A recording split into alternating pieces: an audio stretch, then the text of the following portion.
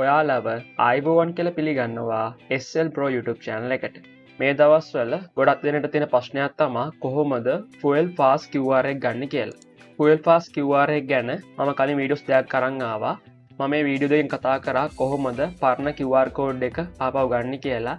ඒ වගේම කොහොමද වාහනයක් අලුතෙන් ලියාපදිංචි කරන්නේ මේ ෆුවල් ෆාස් එකට කියලා.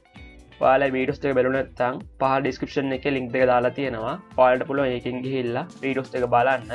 අද වීඩියෝෙන් කතා කරන්නේ ඔයාලා කලින් රෙජිස්ටර් වුණ ෆෝන් නම්බර් එක නැත්නම් කොහොමද ආපහු QR code එක ගන්න කියලා. ඒ වගේම ඔයාලා වාහනයක් අරන් තියෙනවා. ඒ වාහනේ නම්බර් එකට වෙන කෙනෙක් රෙජිස්ටර් වෙලා තියෙනවා නම් කොහොමද ඒ රෙජිස්ටර් වෙච්ච QR code එක ඔයාලා නම්බරට හරවගෙන ආපහු ගන්න කියලා මම මේ වීඩියෝෙන් කතා කරනවා. වැඩි කතා නැතුව අපි යමු වීඩියෝ එකට.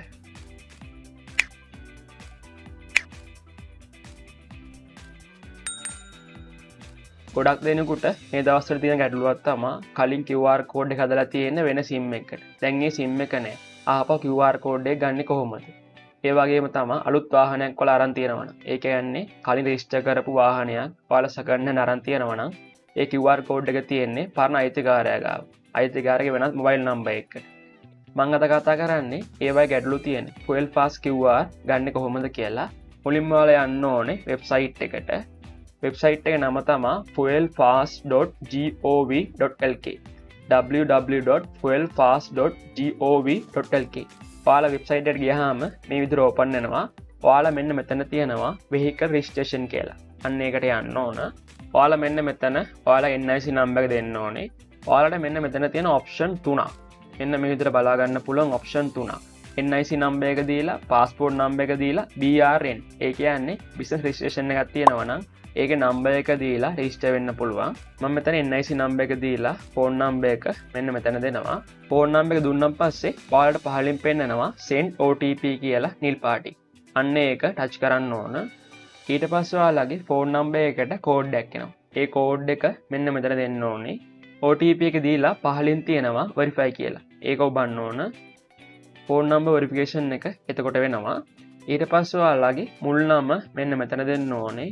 අන්තිම නම මෙන්න මෙතන දෙන්න ඕනේ. ඇඩ්‍රස් එක පහලින් දෙන්න ඕනේ. මේ දේවල් ටික කම්ප්ලීට් කරලා පහලින් තියෙනවා next කියලා. අන්න ඒක ඔබන්න ඕන. ඊට පස්සේ ඔයාලට මේ විදිහට ඕපන් වෙනවා. ඔයාලා මෙතන ඔයාලේ වාහනේ විස්තර ටික දෙන්න ඕනේ. මෙන්න මෙතන ඔයාලා vehicle number එක දෙන්න ඕනේ. පළවෙනි කොටුවේ ABC. ඒ කියන්නේ ඉංග්‍රීසි අකුරු ටික මෙන්න මෙතන දෙන්න ඕනේ. අංක ටික දෙවෙනි කොටුවේ දෙන්න ඕනේ. vehicle type එක මෙන්න මෙතනින් තෝරලා දෙන්න පුළුවන් මේ දෙවෙනි ඔප්ෂන් එකෙන්. තුන්වෙනි ඔප්ෂන් එකේ දෙන්න ඕනේ chassis number එක.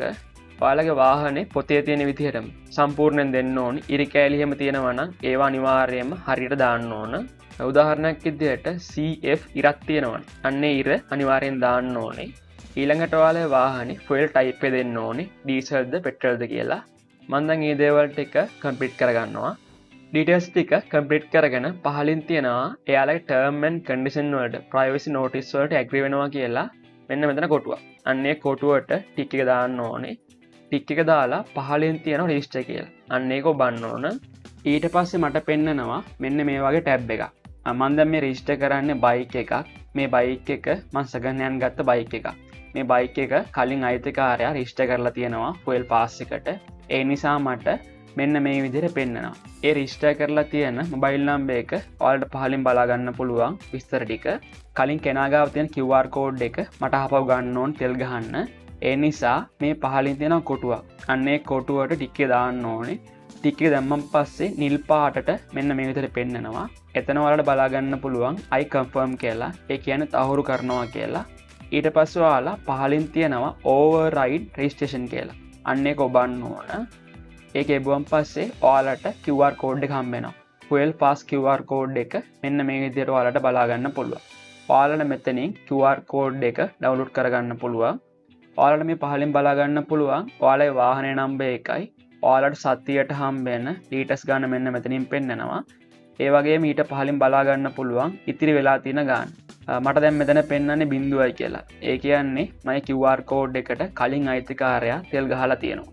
ඒ නිසා මෙන්න මෙතන පෙන්වන්නේ 0යි කියලා. ඔයාලට මේකේ භාෂාව වෙනස් කරගන්න පුළුවන් මේ උඩින්. සිංහල වලට දාගත්තොත් එහෙම ඔයාලට මෙන්න මේ විදිහට විස්තර ටික බලා ගන්න පුළුවන්. සතියට දෙන කෝටා ඉතිරි වෙති ප්‍රමාණය මෙන්න මෙතනින් පෙන්න්න. ගැටලු තිබ්බ වාහනවලට ෆල් පස් QR කෝඩ් එක මෙහම තමා ලබා ගන්නේ ඔයාලට මක්කරතා ගැටලු තියෙනවා නම් පහලින් කමෙන්ට් කරන්න මං උත්තර දෙන්න.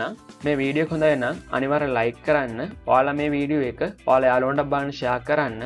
අපේ YouTube channel එක subscribe කරන්න අමතක කරන්න එපා. මේ වගේම තවත් අලුත් වීඩියෝ එකකින් හමු. ඔබට සුබ දවසක්.